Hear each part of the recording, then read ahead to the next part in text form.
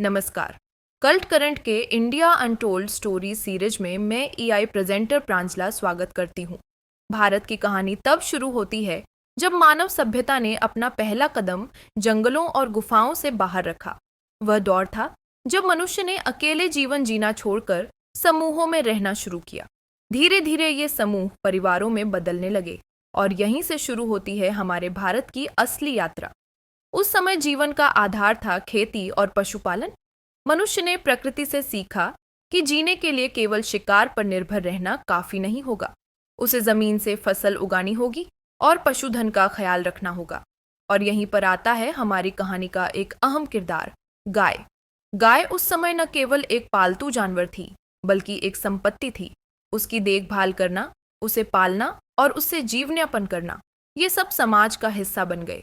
वो समूह जो गायों को पालते थे उन्हें गविष्टि कहा जाता था, और यह शब्द बाद में हमारे वैदिक साहित्य में गोत्र के रूप में विकसित हुआ।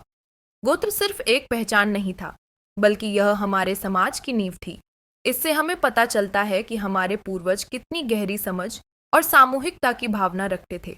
वे जानते थे कि परिवार और समाज की मजबूती से ही एक सशक्त राष्ट्र का निर्माण होता है। यही वह समय था जब भारतीयता का भाव जन्म लेने लगा। यह भाव था सामूहिकता का, प्रकृति से प्रेम का और संतुलन का। हमने सीखा कि जीवन केवल भौतिक नहीं है, बल्कि आध्यात्मिक भी है। यही वह दर्शन था जिसने भारत को दुनिया में एक अलग पहचान दी।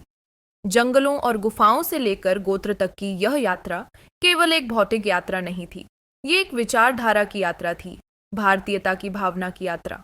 आज भी यह भावना हमारे जीवन, हमारी संस्कृति और हमारी सोच में जीवित है।